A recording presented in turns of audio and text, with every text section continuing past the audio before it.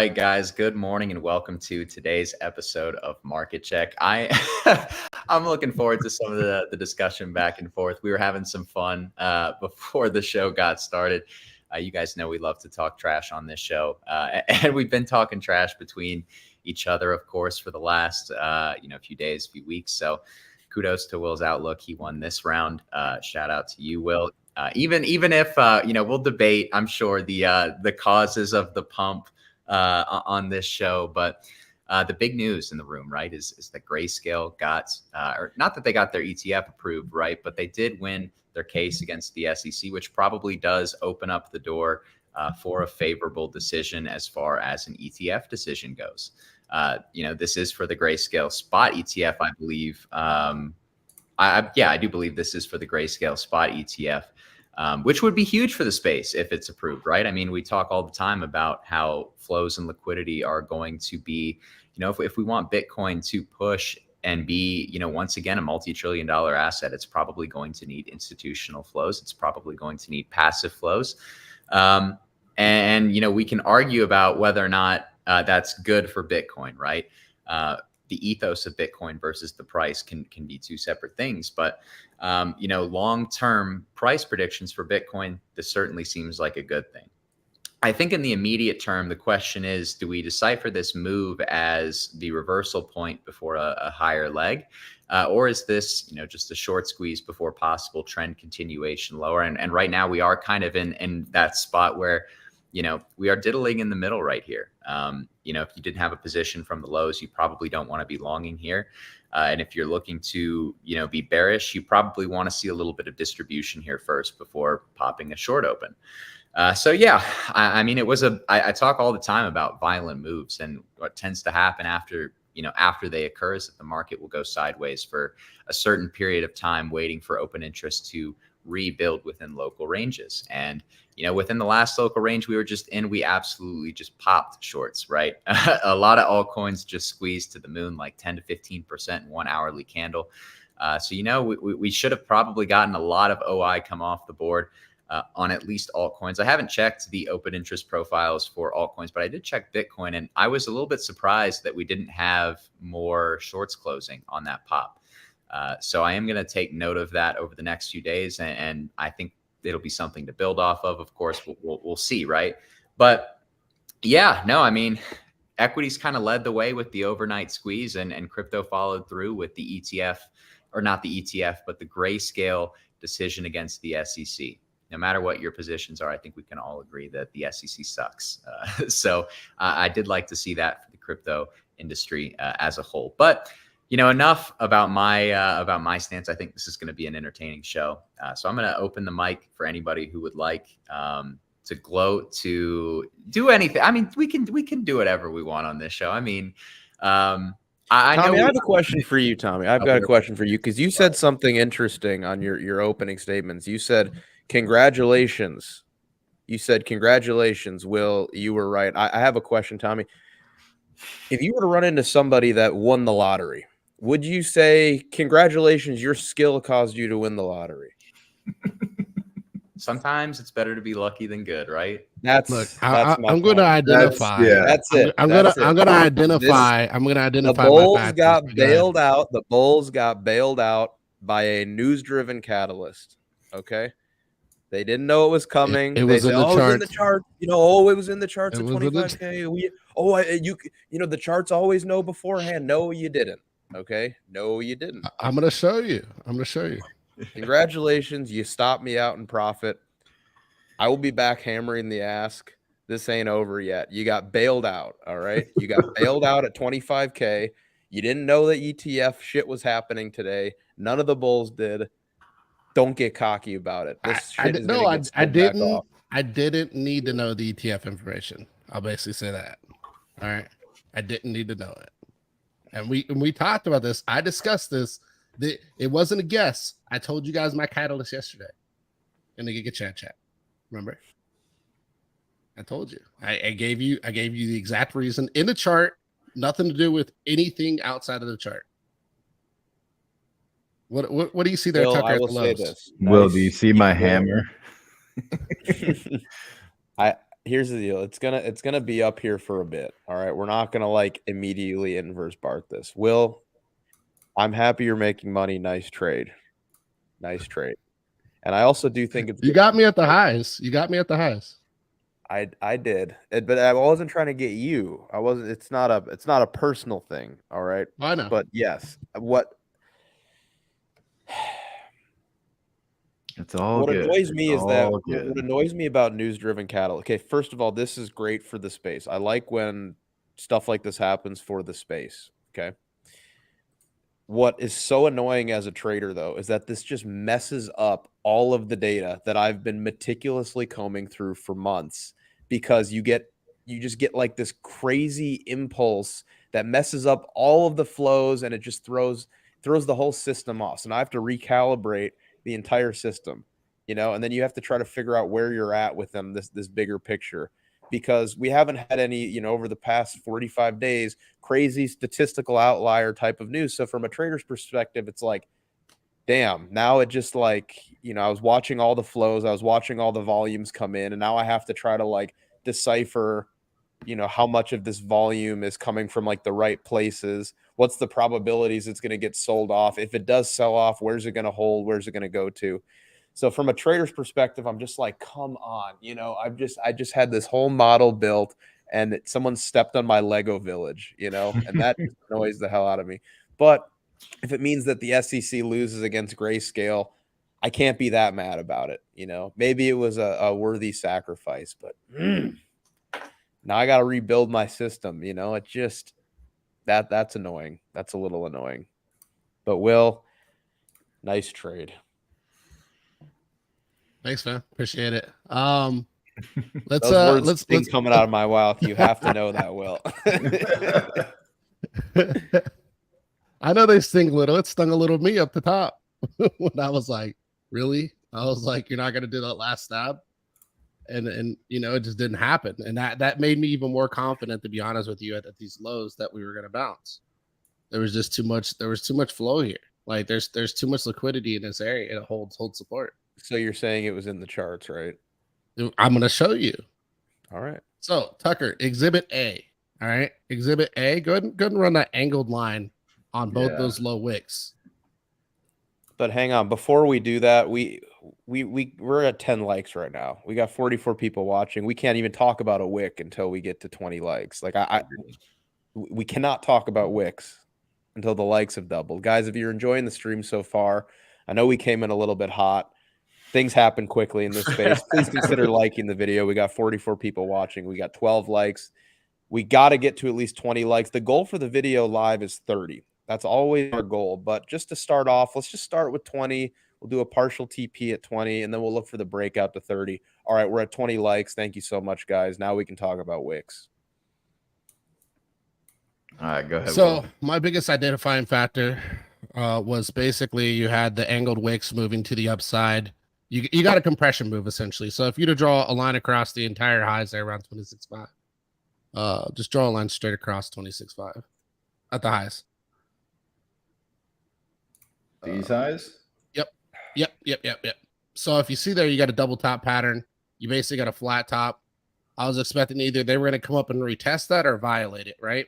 And now that they violated it, you kind of, what you got is you got a build up structure, right? So you basically, if you were to like, I don't know, draw a marker up and down and following the trend, you're basically building to the upside, looking for an explosion up. And that's what I was looking for overall. And then if you were to scroll out, and this is why I set up my TP at 27.28, and you were to pull that 27 line that you have there straight across, you're basically hit the high end liquidity, low end liquidity of the previous support. And that's what I was looking for in this zone. I wasn't looking for anything massive. Now this may turn into something massive, right? But that's kind of the area where I was looking for liquidity to be grabbed out of. And I was expecting. So that leads me into a question for you, Will. So you're a nice profit. You bought at basically the lows or damn near. I know from our Discord because you share all of your positions in there. Okay, you took a partial TP. What are you expecting now, and how are you going to play this? Because I mean, Tommy mentioned it too. Like buying fresh positions here could be potentially risky, right? Yeah, very. You don't know. So how are you playing this now? I moved my stops up to 26 because I expected they're going to violate 26. They're going to roll back over. So I move my stops at the 26. They're still in profit. And then if they roll back over, I'll get kicked out in profit and I'll expect this thing to roll over. And then I'll probably take shorts of that position. If they continue through, I expect them to hold that yellow line right there, the one where they broke out of. So I'd fully expect them to hold 26.5 as support. And if they can't hold that as support, be very questionable that they if they deviate below. Then at that point, I think that they'll deviate below, retest, and roll over. So then they'll probably get the 26, pop back up, hit 26.5, and then roll over. So that's kind of my two positions I'm taking it from here. My expectations are either we hold this at 26.5 or I guess 26.8 there. I'd say more closer to 26.5. Hold this at 26.5 or this thing rolls back over. And this is basically a liquidity grab. So I have validations on the move, but I'm going to stay long on this position until it tells me different. And this is what I always try to say. How could this end up being a liquidity grab? And I don't mean that in the obvious sense of like how liquidity grabs work, but I mean, how could this news, I don't value news. This news is so overwhelmingly bullish, right? Like I don't think you could interpret this as bearish in any possible way. So how could this end up being a liquidity grab? Like I don't understand that front, right? Well, like this has to be bullish. We have to be going to 100K immediately, right? There's just the news was like they're not an ETF yet, right? It was just like they won a lawsuit. So the bearish side would be that the market is out in front of its skis right now, and it's still a long path to a spot ETF. It could be very well, yeah, and I would expect that, and this is something I posted to. I was talking to somebody on Twitter back and forth because they're like, "Oh, you're wrong on everything I was saying." I was just like, "Dude," I was like, "You don't understand how this works." They're like, "Oh, well, ETFs are so cheap to do," and blah blah blah. I'm like, if you look at ETFs, like I was like, let's say you were going to go to the city and submit some plans, right? The city's going to automatically deny your plans 2 or 3 times in a row, right? And they're going to do this for fees because they want to charge you. It doesn't matter if your plans are 100% correct or not. It's going to be the same thing with an ETF. You're going to submit an ETF. They're going to see faults with it. They're going to send it back, and they're going to be like, "Hey, redo your ETF." You're going to redo the ETF. They're going to look at it. They're going to deny it. You're going to be like, "All right, redo your ETF," and they'll just keep kicking it back. That's all they got to do, and they'll keep charging you every time you bring in the application.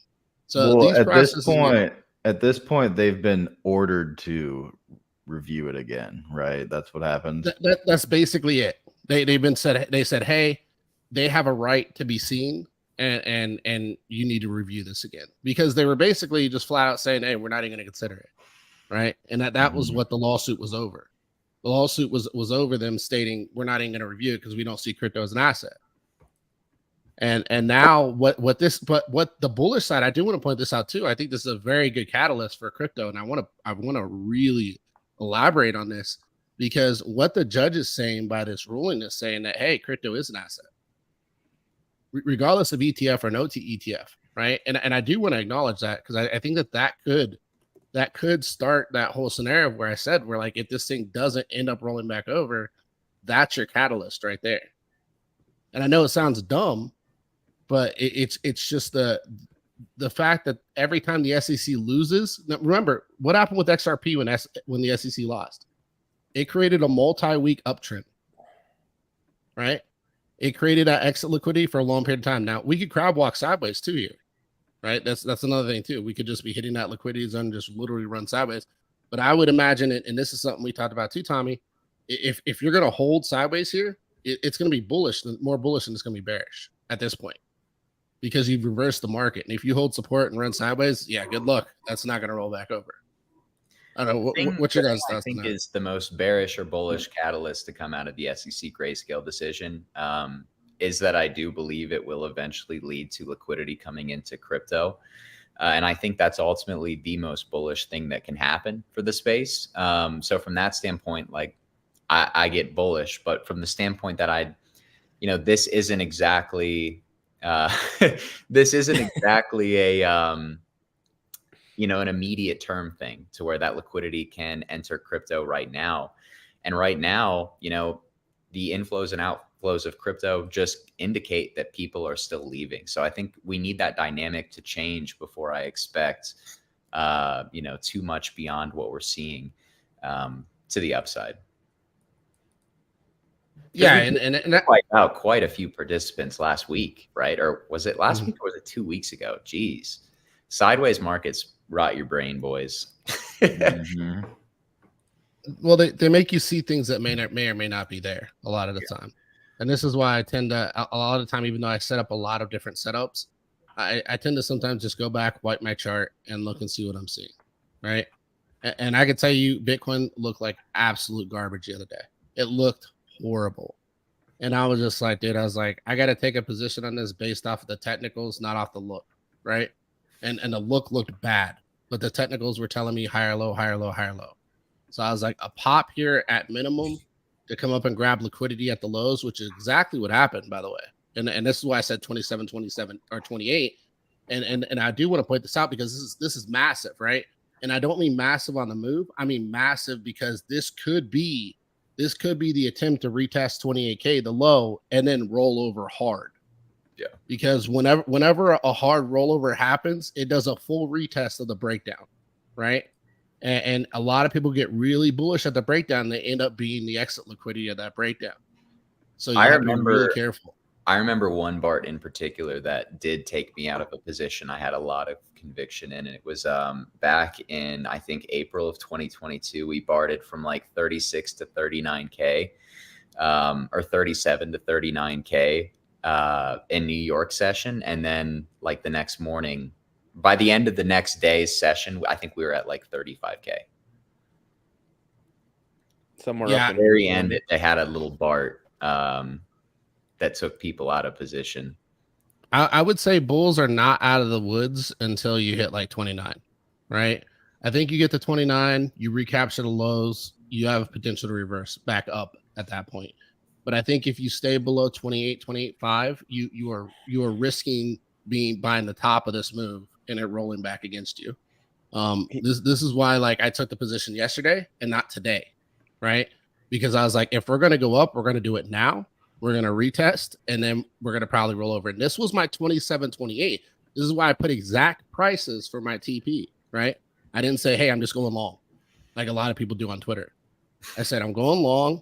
This is my TP here, and this is my TP there. And if we go higher, we go higher. I'll reposition. Max, don't refit that COVID fract on that, brother. You don't want me to massage? Oh, I've done the massaging for you. No masseuses, man. We are not masseuses. Tommy and I were massaging before.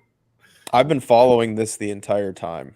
This was I don't think you're wrong yet, Max. Like I'm just saying, like we could get a retest of the lows, right? I don't think at all that you're wrong at this point yet.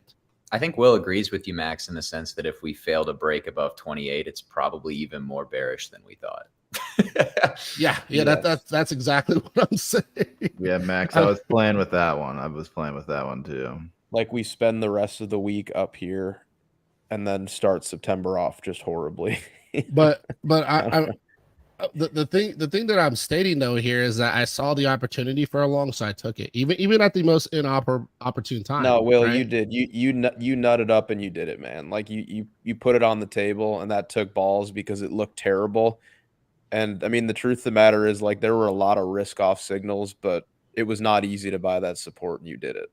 So I can't take that away from you. I'm definitely disappointed that I have to rework everything I was looking at over the past month, because now we just have like statistical outlier type of data that just flew in out of nowhere in a 10-minute candle. But I mean, you bought support, man. I mean, it's this simple, right? Like, support is meant for bidding, right? Okay, well, look where we were, very, very, very clear support right here. We'll bid that. So yeah, you bid support, and maybe it was in the chart. I didn't see it in the chart, but you bid support and it worked out. Awesome trade. Will's our hedge on this panel, man. We were all bearish, but Will was our bullish hedge. You need the bull hedge, man. You need him. You need the bull hedge. Mm-hmm. Yeah. I don't know. It's not even about being like all-time bull either. Like I said, like I'm giving a bearish thesis to this play, right? If you can't get back above 28.5, 28, you're cooked. Like you're gonna, and it's gonna be worse than what you guys are even thinking. I think if you can't get back above those prices, you have to get above I would arguably say you have to get in that 29K zone. You have to get in that zone if you want to be bullish. And what I mean by bullish is like, it's not saying you can't be bullish at 25K, but now people want to bid 27, right? And it's like you could have bought it. Speaking of 27, we have 27 likes on this video. We need to get to 30 likes on this video. Guys, if you are enjoying the stream so far, please consider taking one brief moment and smashing that thumbs up button for us. The reason that the channel has been growing so quickly is really because you guys show up every single day and you support us and you like these videos. So all that we ask is please just take one quick moment and hit that thumbs up button for us. And yeah, Max, thanks for spending your Tuesday with us. I gotta show you something real quick, just with equities. I know they look really good right now, but so basically back here, right? This is just straight up extrapolation, right? But you know, we saw the jaws open before, and then we had it. Just the structure looks so similar. Let me show you this. So this and right. Let me take this is literally the fractal, but I mean it just looks a little bit similar. When the jaws are open, you drop, chop, and we haven't gotten the last drop yet, right? Jaws are open, drop. I think we're chopping now. You know, if I put the fractal back on, it takes you to 411, right? 41. That's a perfect retest there. I mean, it's like I don't even want to be like that bearish equities. I just want that retest, man. Like I want that springboard. Dude, there's so much demand.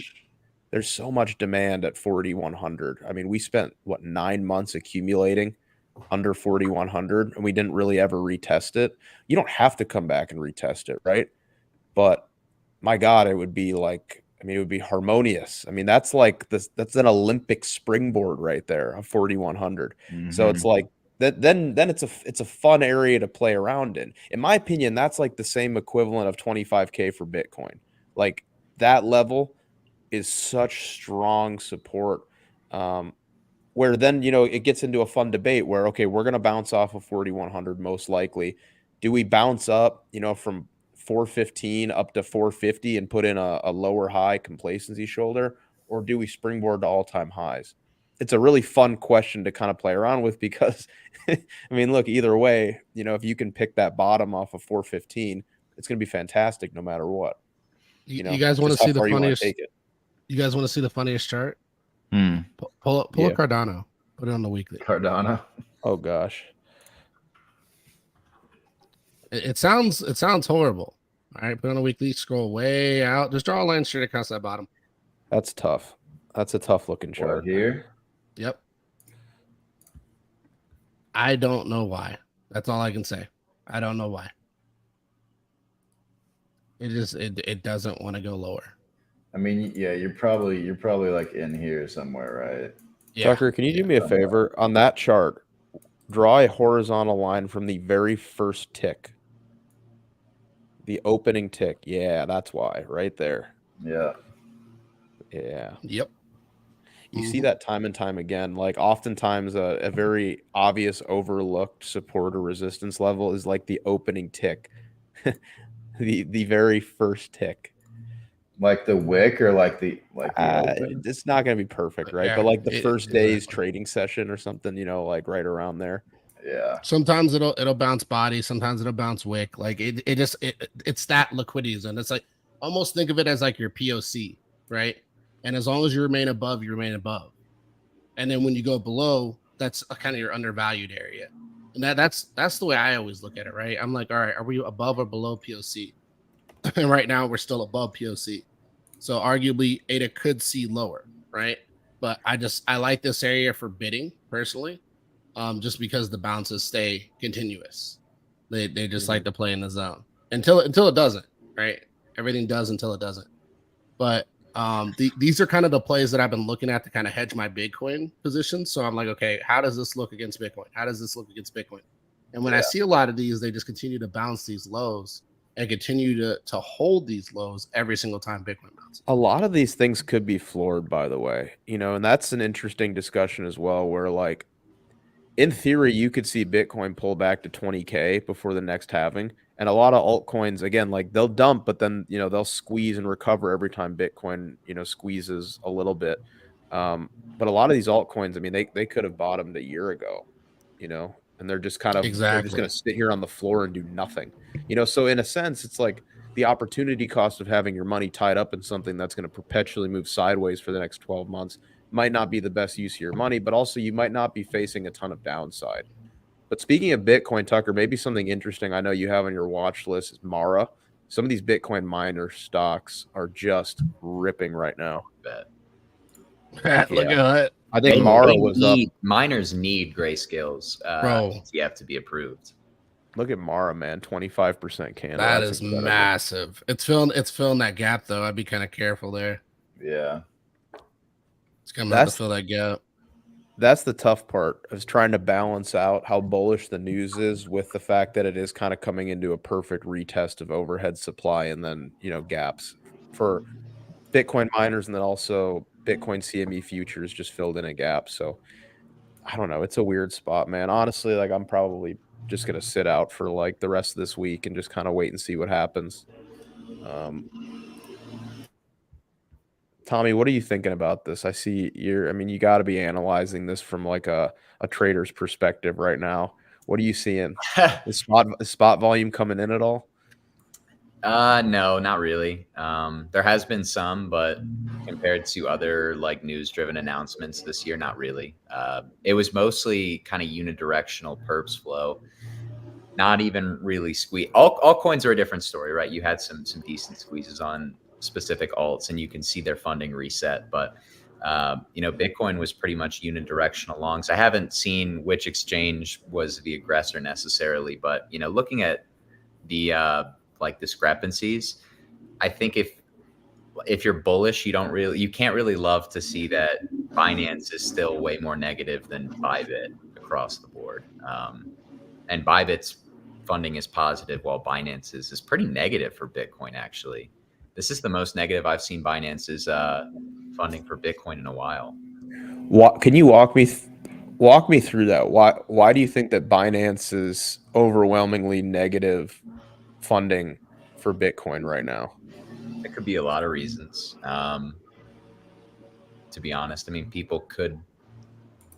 Yeah, I mean, there are a lot of different reasons for it, right? I mean, it represents the discrepancy between spot versus perps. I mean, given how illiquid the market is and how little spot volume we have, I have to imagine it's probably Nance mostly taking shorts or hedging. But, I think the bigger thing that you have to take away is Binance versus Bybit, because Binance's trading desk is going to be dominating the market. Whatever their funding rates are probably going to tip the hand as far as, our direction. When Binance is doing 7 times more volume than the second most exchange as far as volume goes, then they're probably dictating the market. So when I see that Binance's funding rates are dislocated from Bybit's, I think it kind of tips the market's hand as far as directionality, but I don't know how long that's going to take. I mean, we just had a pretty violent move. So, we might go sideways for a little bit. Yep, certainly interesting. Guys, thanks for 43 likes. Greatly appreciated. Wow. Thanks to the 58 people that are here. It's fun when we get a big audience in here. I mean, I know today is a fun day, right? So more interest. But yeah, thanks so much for being here. We run this show every single day. So if this is your first time watching this show, this is Market Check. We run it every single day at the same time. It's our daily show here on YouTube. It's been really fun. It's been really fun. So if you're enjoying it, consider subscribing to the channel. Again, we're a pretty young company. We just had our 1-year anniversary, but we run the show every single day. We started doing it consistently, maybe just over 2 months ago, give or take. It's been going really well so far. So yeah, please consider subscribing to our channel as well. But Tucker, what are you looking at here, man? BNB putting in a little bit of a squeeze. I told people don't short BNB. Yeah, don't. Why would you short BNB, man? That's my cardinal rule of trading is never short BNB.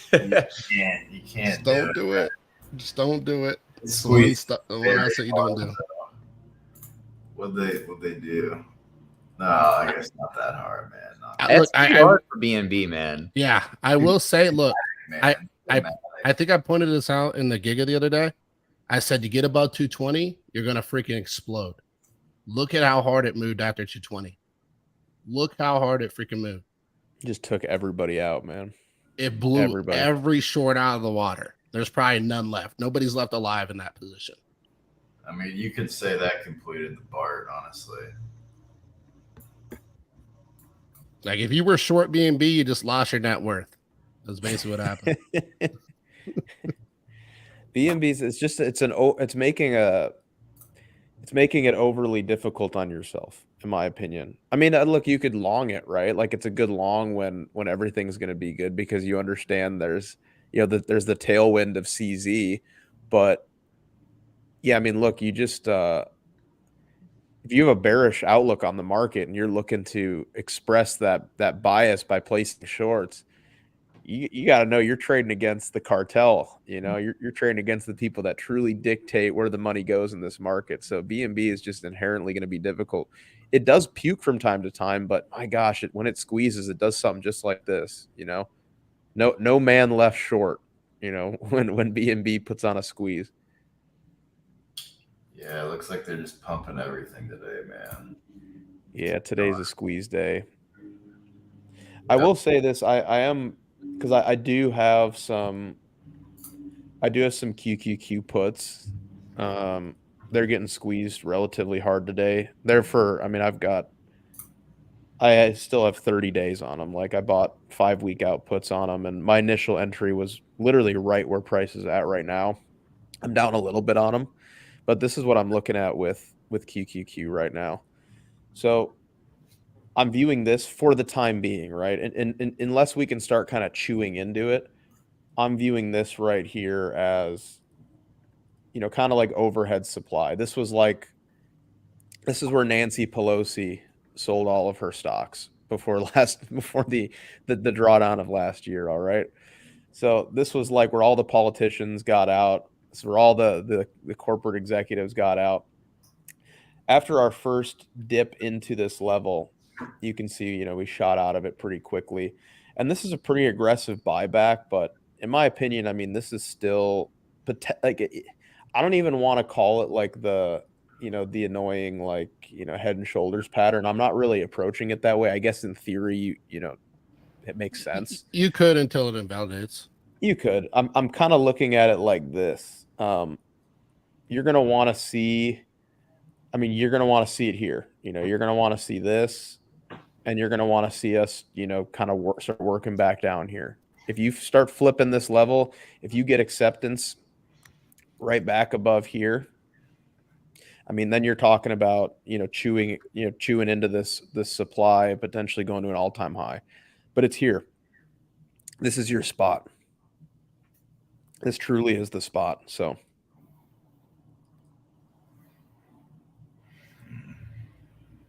interesting times. But I do want to point out too, and this is something that I brought up earlier today. Like I did come into this trade with a system. I didn't come in like a lot of people were like, "Oh, I'm going to go long here just because." I came in with a system. I looked at the lower highs. I looked at the price continuing to get retested at the highs of price action, and I was like, all right, this is the area. If it's going to be any area at all, I have to step in front of this freaking what looks like a falling knife straight into my face and take a position here, or there's no point in being a trader, right? That's the way I looked at it, because sometimes that's just the trade you have to make. Sometimes you have to take the trade that looks like the knife's going to hit you right in the face, and as long as everything supports your thesis, then you go with it, and that's what I did on this position. Not saying I'm out here catching 100-yard long passes, but sometimes it's one of those things you got to deal with the market. Again, it's irrationality at the end of the day for me versus rationality. Yeah, dude, you put your money where your mouth is, like you thought we were going to bounce and we bounced. So it's a great trade. Yeah, I think a lot of the year, and this has just been a thing for 2023. It's absolutely disgusting. And you know what's the hilarious part is the same thing for 2021. But 2021 was the most irrational market I've ever seen. Right? Absolutely the most. Hey, if it's going to zero, we're gonna bid it up. If it's in Chapter 11, we're bidding it up. If it's going through bankruptcy, we're gonna bid it up. If it's Carvana, we're gonna bid it up. That was 2021. It's like whatever you hear is the worst move, not worst move, the worst catalyst you could ever hear. That's your highest ROI. Get into it, right? That was 2021.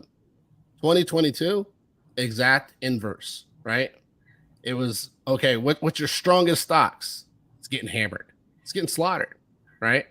Everything was. Will, look at the click on that link I just put in the comments. Actually, everybody should. It's a link to our Twitter. We just our newsman just posted a tweet. Twitter has gained a necessary license for engaging in crypto payments and trading. It's over. Just over. Now. It's everything all hit it. Doge, man. Doge. Pull it up. All right, I have a Doge bag. We're cruising. Wait, is Doge pumping? That's funny. That's doing the same thing as the rest of the market. What's going to pump the market after this news? Curious. No, it's not going to pump it. It's going to provide it support, right? The question this is the one thing I keep bringing up. Who is going to pump the market? His name is Will's Outlook. Providing support, Will. Who will carry the law? Retail. News. Buy. It's gonna. I'm telling you. Look. I know. We talk about.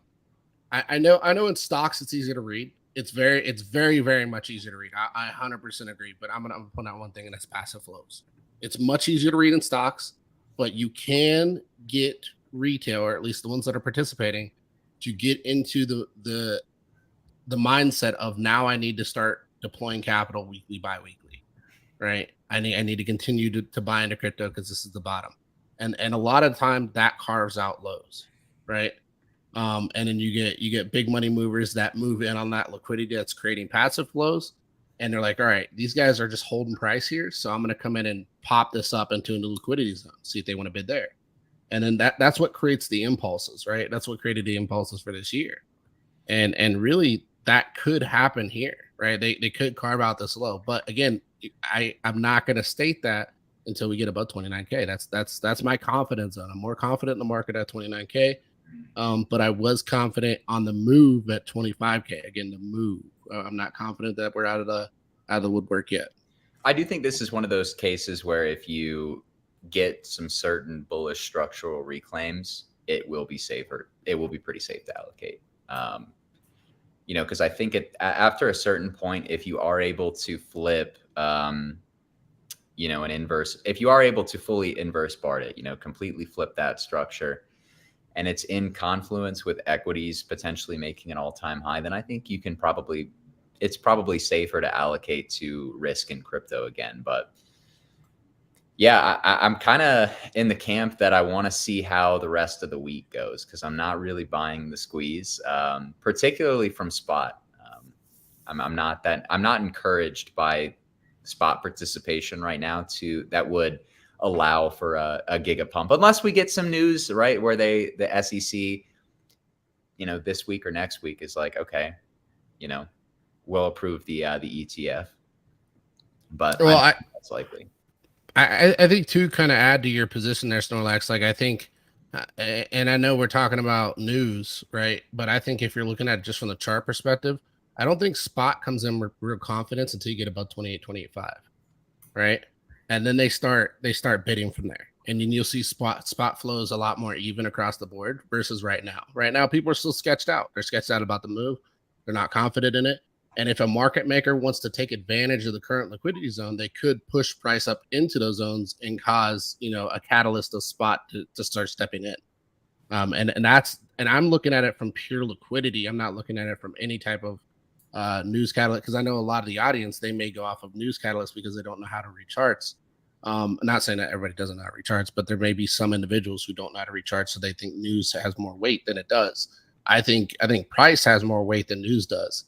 And I think if you hit certain liquidity zones, at that point, you're now creating or enticing spot buying, and you're enticing people to think they missed the low, and they're going to start buying higher, right? I agree with you, Will. I think about it from the standpoint from like how I would treat just like a shitcoin project as well. Because, you know, when you're trading an asset, it's essentially, you know, the same, even if they're doing different things inherently, in the sense that, oh crap, I lost my train of thought. Oh yeah. So news catalysts themselves aren't going to be what propels price, but the expectations for the future are always going to be what does lead to price appreciation. So, you know, I'm trying to wonder what do, you know, spot buyers have to be. I mean, I guess they could try to front run an ETF approval up here, but I don't really see a super strong narrative for Bitcoin at the moment to propel prices higher beyond just like these immediate term news driven catalysts. Did you see this one at 25K? Did anybody? I didn't see it. Did anybody else see it at 25K that this was going to happen? That's true, but we did have a more distinct spot bid at 25K the first time we got there. Now, what happens if we come out tomorrow and say BlackRock, you know, almost approved, comes into the news? I think you have to left curve the spot or the Bitcoin ETF approval. I really think you have to left curve the hell out of it. Like, I think you just need to, like, I'm not saying bid it. Massive flows from that will be pretty silly, honestly. That's what I'm saying. That's what I'm saying, Tucker. That's exactly the way I'm looking at it. At minimum, it will float price, right? And if price starts to get weaker, it'll be obvious in the chart, and you'll know that they're going to roll over. But at minimum, for now, price will hold. I think. I don't think it's just going to completely reverse from what just happened, right? It's just like the XRP pump that held up there for a while, slowly drawed back, and then fell. Right? So you just got to kind of watch for that move to occur. If that starts to occur, I think it'll be a lot more obvious than what people think. Yeah. Hang on. Let me, I want to share this thing. Let's see. What's the, I haven't even looked at, because we've had all this stuff going on. What's the Hang Seng index even doing today?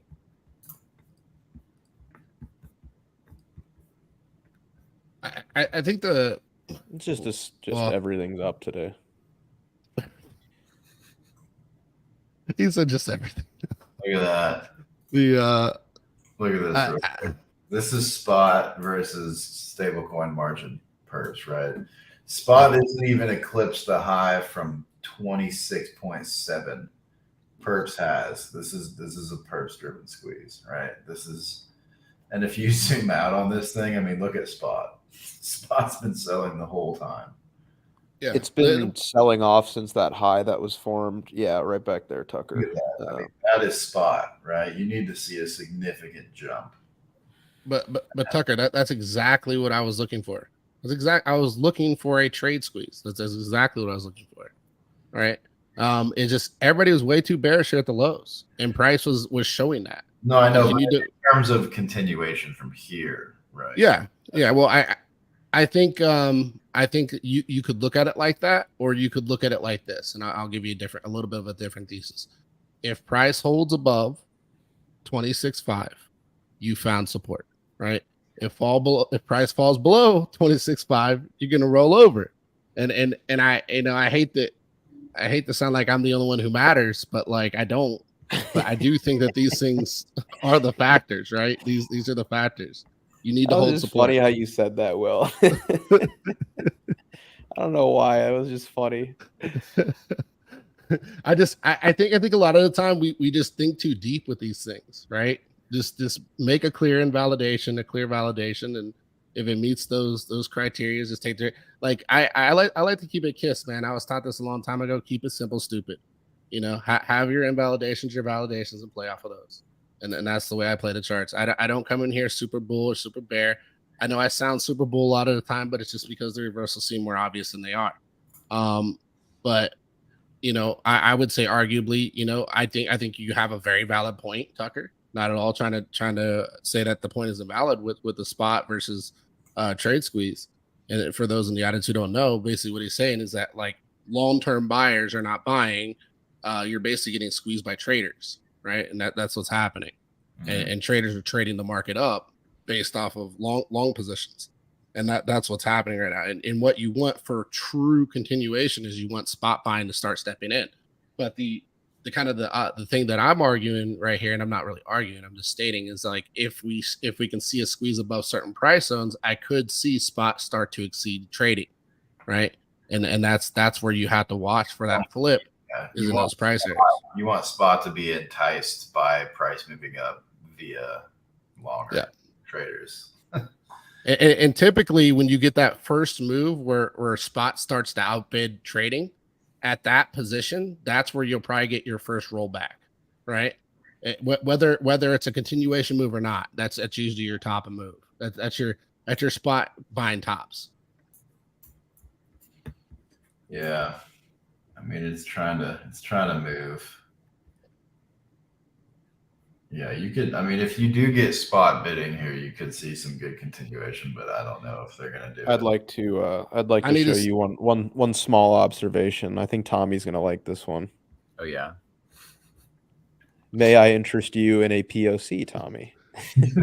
No, I agree. That's another great point. That's a really valid point, right? And this again, it goes back to the thesis of 27, 28K. That's why I gave that price range, because I was looking for a squeeze to come back to trend. Trend is always the POC. It's always the point of control. We do have a 4-hour close in 8 minutes. I love that we get that on stream. I want to say this. I actually think first of all, I got taken out of my shorts in profit. I gave some back. I'm a little annoyed by it. But as I'm watching this, I'm not fully convinced this is going to be like a continuation. I don't think so. The last time we had some spot ETF news, it was right here, and we had a pretty crazy expansion. I'm not sensing that from where we're at right now. I think this is a nice squeeze, and I also want to mention that I think this is at least going to take another 48 hours to distribute if it is going to move back down. Well, like I don't think it's going to just immediately like become a wick and like swing fail today or anything like that. Like we're going to get a bullish daily close. And if anything, I think it's probably going to look something like this right here.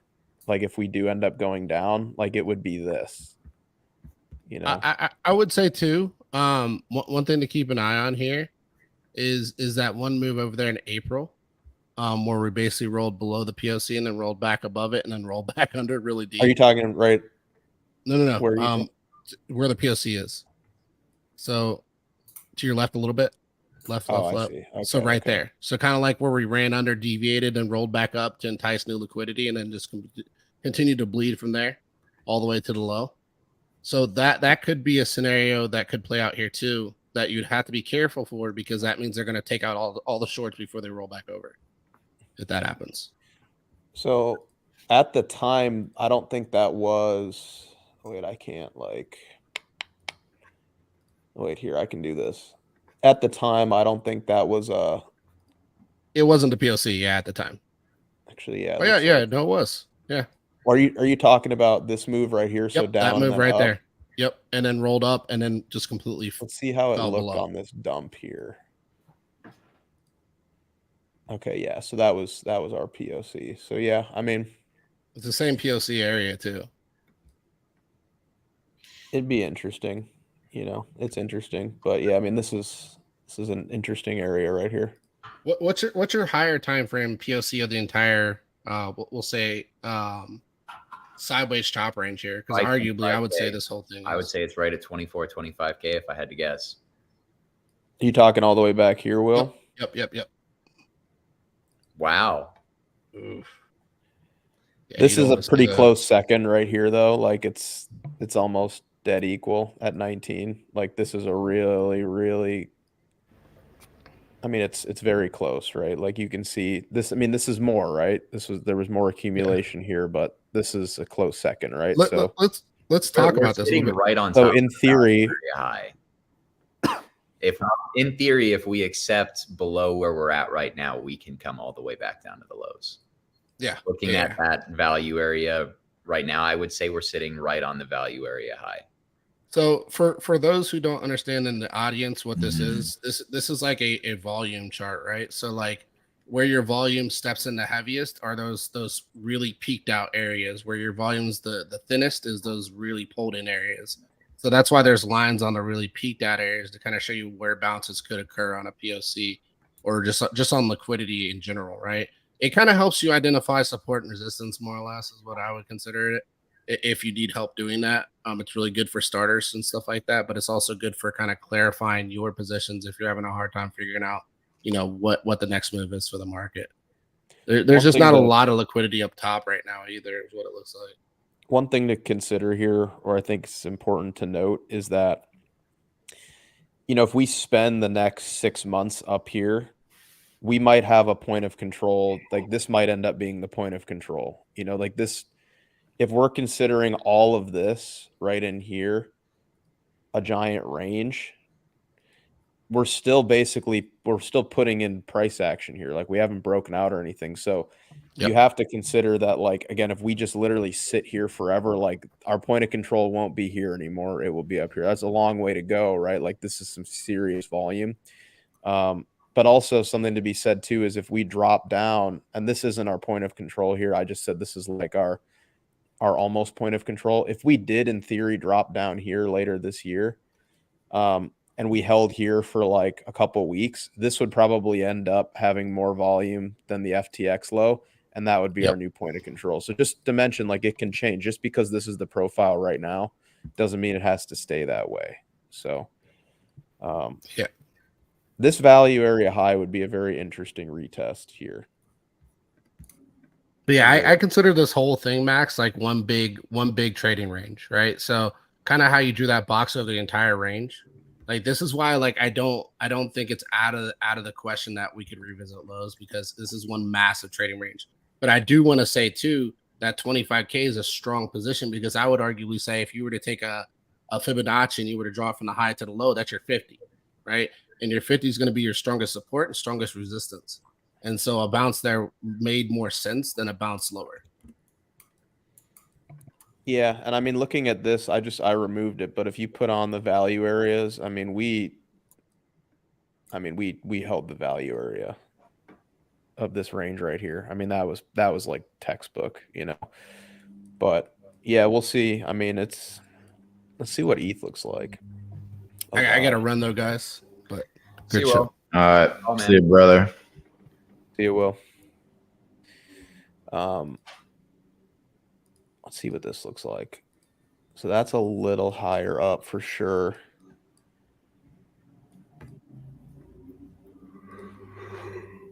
If we bring her back to the beginning of the year. Yeah, most volume was put in up here. I mean, that's pretty aggressive. How about all the way back in this giant range? Ooh, look at that. Oh my. Oh my.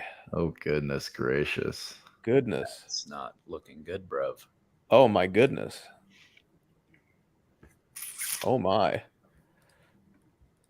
Underside retest of the value area high, huh? Oh my. Oh my. Oh my. Tommy, oh my. Man. VP of operations doesn't stand for vice president. It stands for volume profile of operations. So Tommy, what are you seeing here, man? What do you think? Man, I'm going to be honest, Max. The fact that we squeezed as hard as we did has made me probably more bearish, but I wouldn't just say I'm blindly taking trades here yet either. But I do think it sets the stage for, like Will was saying, I mean, it sets the stage for a pretty aggressive sell if we reject from 28K. Or over 1,700 on ETH. Yes. Or over. Look at that value area high retest. Isn't that something? I guess you could say it was always in the charts, huh? What's the midpoint of the daily FVG on ETH? Usually those get a pretty good reaction. The daily, this is the 2-day. The daily is 1750, basically. That's the midpoint? Yeah. So this is the daily. You're talking about the 50 fib right here, right? Yes. That would be 1748. Sweet. Yeah, no, I think that could be a level to look out for shorts on ETH. I think if in general, like, if you're longing anything, you probably want to be longing Bitcoin after news like that. Maybe the Bitcoin dominance trade is valid again. What does Bitcoin dominance look like? That's a good question.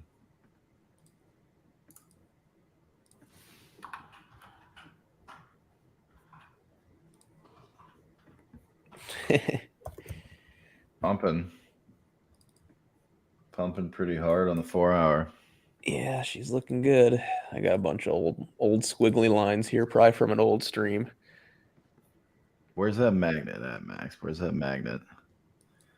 60? 57. 57, yeah. 57% is a magnet.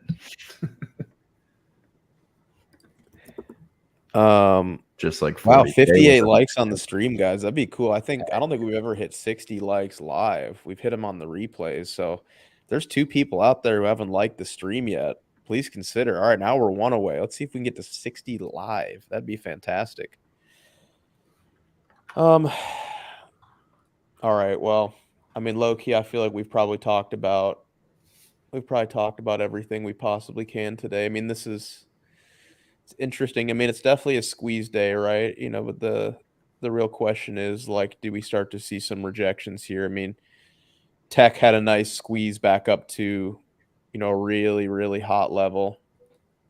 You know, so we'll see if we get rejected here again on QQQ. And if we start selling and it lines up with, you know, value area high retest and very predatory squeeze on a news-driven catalyst for ETH and Bitcoin, we'll see if this gets sold off. I mean, the truth of the matter too is, let's throw this on here. I think let's take a look at OI.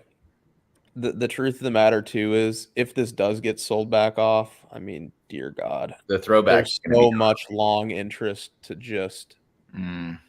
It actually just made it so much worse for the bulls if they can't follow through here. Right? Like, if they follow through here, then great. But yeah, just there's a lot of long interest now coming in, so we'll see. But yeah, Tommy, you want to take us out, man? I think it's time. Sure. I can do that. Yeah. No, hold on. I'm just sending a MetaMask transaction, actually. So, but yeah, no, guys, we appreciate you guys as always for being here. Congratulations to all of crypto as a whole, right, for this win over the SEC. I would drop the F-bomb as far as referring to the SEC, but we are a family program. We are a G-rated crypto program. That's how I feel about them, man. So I am happy to see crypto, you know, win this case. What Bitcoin does from here, I think, is going to be very, very important over the next 2 weeks to decipher directionality really into Q4. Because if Bitcoin can get some reclaims, you can start talking about some higher prices.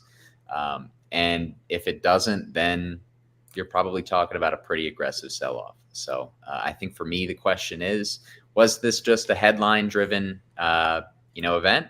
Or do we have a little bit more juice to this? I guess we'll see. But we appreciate you guys for being here. Like I said, thank you for spending your Tuesday mornings with us. We'll be back tomorrow, of course, as always. But yeah, thanks again, guys, and we'll see you tomorrow. Thanks for the likes and make sure to subscribe. Thanks, yeah, fellas. thanks. You guys got us to 66 likes. Wow, really impressive. Wow. Thank you, guys. Yeah, thanks, guys. Some funny comments here, guys. I'm gonna put a couple comments up before I click end. Let's see here. I was commenting back at a few. See, Evan Casey, our boy Evan. Peace, rocket, rocket, rocket. For good luck, you guys will miss this whole move if you stay closed-minded. I agree, Evan. If you stay too bullish here, you'll miss the whole move to the downside. Oh man. All right, let's see. We got a couple other good ones here. Max, so salty the weekend puke didn't happen. Mike, you're not wrong, man. You're not wrong. I was hoping for it. Here's a nice one. Best of luck to all. Let's make some money. Thanks, Eddie. That's nice. A good comment. That's a good comment. Here's one. We're about to see the greatest stock market blow off in history. All right, DJ. Let's see, brother. Too, man. Yeah, all right. I don't know. Bring on Air. We barely talked about China. I would love for Air Mass. I don't know if Market Check is Air Mass's type of setting, but we love having Air Mass. Well, Max, I got a good one. Who's that account? Who said that? All right, we'll call it here, guys. Thanks for being here. Thanks for all the likes. And if you haven't subscribed yet, we're live every single day for this show. So please consider subscribing. And yeah, we'll see you next time.